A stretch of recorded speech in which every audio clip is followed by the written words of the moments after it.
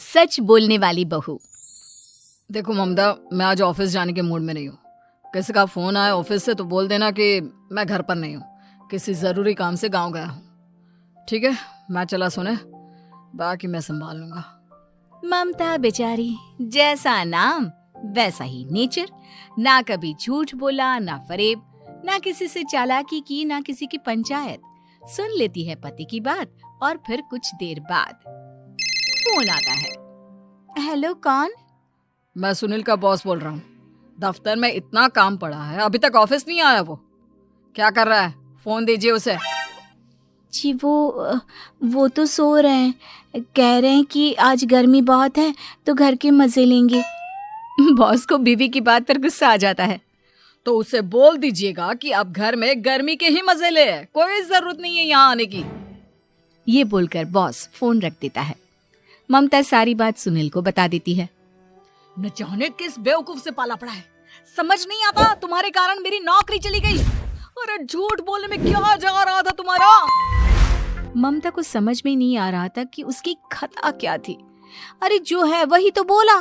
फिर एक रोज, बहू, अरे ओ बहू, कहाँ है तेरा पति? इस महीने घर के खर्चे के पैसे भी नहीं भेजे। क्यों? माँ बाप की फिक्र खत्म हो गई है क्या उसे? पाए लागू माँ जी, वो ये बोल रहे थे कि माँ को क्या है, घर का राशन, खेत का पैसा, मवेशी का दूध, फिर भी न जाने क्यों मेरे सर पर भार देकर बैठी है। तभी सुनील ममता के मुंह पर हाथ रख देता है। क्या रे कलमुँह है, हटा बहू के मुंह से हाथ। अरे क्या क्या बोलता है तू? वो तो इसकी झूठ बोलने की आदत नहीं है, इसलिए पता चल रहा है। देख मेरी सास कितनी शरीफ है। हाँ, तेरी माँ तो मोहल्ले की बदमाश है ना, और तेरी सास शरीफ है। बेटा ममता को देखता है और गुस्से से बोलता है। अब खड़ी खड़ी देख क्या रही हो?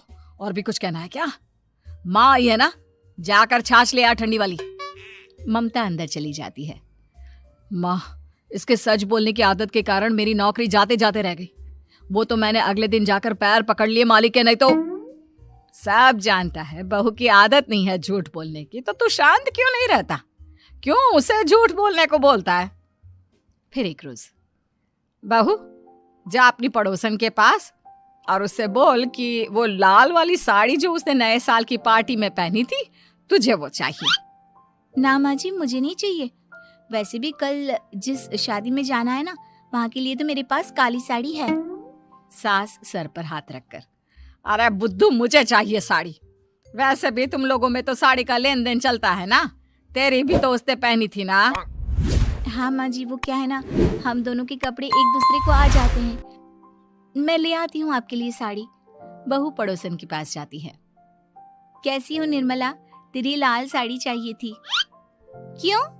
तू तो बोल रही थी कि तेरे पास काली वाली साड़ी है, तू वही पहनेगी, फिर लाल का क्या करेगी? अरे मैं तो काली ही पहनूंगी, लेकिन मेरी सास ने देखी थी तेरी लाल साड़ी, वो नए साल की पार्टी में तूने पहनी थी ना, तो इसलिए वो मांग रही है। ये सुनकर पड़ोसन थोड़ा परेशान हो जाती है। देख ममता, तेरे लिए तो मैं एक बार को साड़ी दे भी देती, लेकिन तेरी सास के लिए नहीं। वो क्या है ना, तू तो जानती है कितनी गंदी आदत है तेरी सास की। खाया पिया सब कपड़े पर ही पोंछ देती है। मेरी लाल साड़ी बहुत महंगी वाली है, पता चले उस पर हल्दी तेल का निशान लगा हो। ममता घर आ जाती है खाली हाथ। ममता को देखकर, नहीं देना उसका लूटी ने साड़ी। अब आए तुझसे लेने तेरा सामान, अच्छे से बताती हूँ। माँ जी, वो क्या है ना, मुझे तो वो दे रही थी, लेकिन आपके नाम पर नहीं दी। अरे किसने बोला था मेरा नाम लेने को? बोल देती तुझे पहनना है, लेकिन ना, तू तो ठहरी सच की देवी। न जाने सास क्या सोचती है और हंसने लगती है। अरे माँ, क्या हो गया? क्या सोचकर हंस रही है? याद है जब बहू को देखने गए थे? हाँ माँ, सही बात है। याद आ गया कैसे मेरी सास बाजार के खाने को बोल रही थी कि ममता ने बनाया है। और बहू ने आकर सब बता दिया कि ये सारा खाना तो बाजार से आया है, वो भी कल्लू हलवाई की दुकान से। ममता दोनों की बात सुन रही थी। हाँ माँ जी, वो कल्लू हलवाई का ही था। मुझे तो आज तक पता नहीं चला कि माँ ने क्यों कहा कि मैंने बनाया है। खैर, मैं तैयार होती हूँ, शादी में जाना है ना। पूरा परिवार शादी में जाता है, जहाँ खाना वाना खाकर सभी बैठे होते हैं कि एक औरत ममता की सास से कहती है, क्या बात है बहन जी, मेरी आपकी बात हुई थी तो आप तो बोल रही थी कि लाल साड़ी पहनने वाली हैं, तो मैंने ये काली पहन ली। पता होता कि आप लाल नहीं पहन रही हैं तो मैं ही अपनी लाल पहन आती। अच्छा जी, तो इसलिए पूछा जा रहा था। अरे इतनी साड़ियां हैं कि क्या बताऊं। मैंने सोचा तो था, पर ये सामने दिख गई तो यही पहन लिया। अच्छा, मेरी तो तैयारी काफी दिन से चल रही थी, फिर भी आज ऐसा लग रहा है कि ठीक से तैयार नहीं हुई मैं। तभी आ जाती है हमारी सच्ची बहू ममता बहू। आंटी जी, वो क्या है ना, पड़ोसन की लाल साड़ी माँ जी को पहननी थी, लेकिन आप तो जानती है माँ जी की आदत, सारा खाया पिया कपड़ों पर ही पोंछ देती है, तो उसने साड़ी देने से ना ऐन वक्त पर मना कर दिया, तो अब इन्होंने ना मेरी साड़ी पहनी है। औरत ममता की सास को घूरती है, अरे मांग कर ही साड़ी पहननी थी क्या? हम जैसे तो खुद की ही साड़ी पहनते हैं, चलो चलते हैं। सास का गुस्सा अब ममता पर फूट पड़ता है। अरे क्या जरूरत थी ये बात सबसे कहने की? अरे घर की इज्जत का कोई ख्याल है कि नहीं तुझे? हाँ, मैंने क्या बोल दिया माँ जी? मुझे क्यों डांट रही है? मेरी गलती क्या है? ममता को रोता देख सुनील आ जाता है। अरे माँ, क्या हो गया? पता है ना शादी का माहौल है। सास सारी बात बेटे को बता देती है। देख रहा है तेरी बहू का हाल। अरे इस लड़की को तो ये भी नहीं पता कि कब कहाँ क्या कैसे बोलना है। अरे लेकर जा इसे यहाँ से। सभी घर आ जाते हैं। सास का मुंह तो फूला ही रहता है कि एक दिन, चलो बेटा, बहुत दिन तुम लोगों के साथ रह ली, अब चलो। वैसे भी ऐसी बहू के साथ समय कैसे कटे, जो ना झूठ बोलती है ना लोगों की चुगली करती है। अरे गांव में ही ठीक हूँ मैं, कम से कम 4 घर की खबर तो मिलती रहती है, वो भी मसाला डालकर। कैसी बात कर रही है माँ? अभी तो आई है, रह जाना, कितना अच्छा लगता है तेरे रहने से घर। तभी ममता आ जाती है।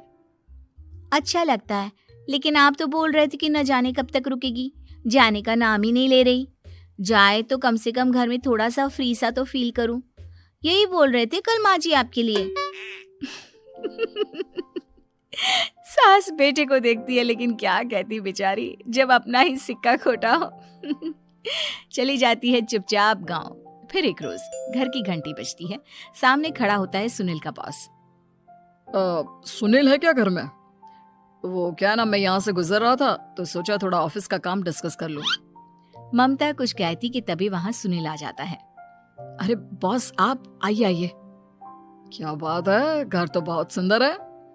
वैसे भाभी जी, आपकी खूब बातें सुनी है कि आप कभी झूठ नहीं बोलती। ये तो पता नहीं, लेकिन हमेशा सिर कुछ न कुछ ऐसा बोल देती हूँ जिससे परेशानी हो जाती है। मैं ऐसा नहीं चाहती, लेकिन क्या करूँ। खैर, बॉस कुछ देर रुकता है, काम की बात होती है। ममता के साथ सब चाय पीते हैं और जैसे ही बॉस जाने को मुड़ता है कि क्या जी, कितने नेक इंसान है, फालतू ही आप खड़ूस और निकम्मा बोलते हैं इन बॉस को। अब क्या, बॉस के कान तक खुद के लिए अनमोल वचन पड़ जाते हैं और फिर ओह, तो ये बात है। और क्या कहता है ये? अरे बॉस, आप भी किसकी बात पर विश्वास कर रहे हैं? अरे इससे तो ये भी नहीं पता कि आलू प्याज कहाँ रखा है। अरे ये क्या जाने क्या बोलना है क्या नहीं बोलना है। मतलब जो मुंह में आ रहा है बोले जा रहा है। भाभी जी, आप बताइए। नहीं नहीं बॉस, लग रहा है कि कुछ गलत बोल गई मैं। वैसे ये सिर्फ इतना ही बोलते हैं कि आप में कोई टैलेंट है ही नहीं, आपकी नौकरी इन्हीं के कारण तो बची हुई है। अरे बस कर ले अम्मा, अब क्या करवा कर मानेगी, बड़ी मुश्किल से तो नौकरी बची थी मेरी। सही कहा, बची थी, लेकिन अब निकल गई। तेरे टैलेंट के भरोसे चल रही है ना मेरी नौकरी, अब देख तू। अच्छा, तो आप भी यही मानते हैं? वैसे ये बात तो है, सुनील काफी टैलेंटेड है। बॉस चला जाता है। सुनील सर पकड़कर बैठ जाता है। माना सच बोलना एक अच्छी आदत है, लेकिन ममता आज का समय ऐसा नहीं है। तुझे थोड़ा सा समाज को देखकर खुद को बदलना होगा, समझी? जी मुझे तो पता ही नहीं चलता कि मैं क्या गलत कर रही हूँ। यकीन मानिए मैं जानबूझकर नहीं करती।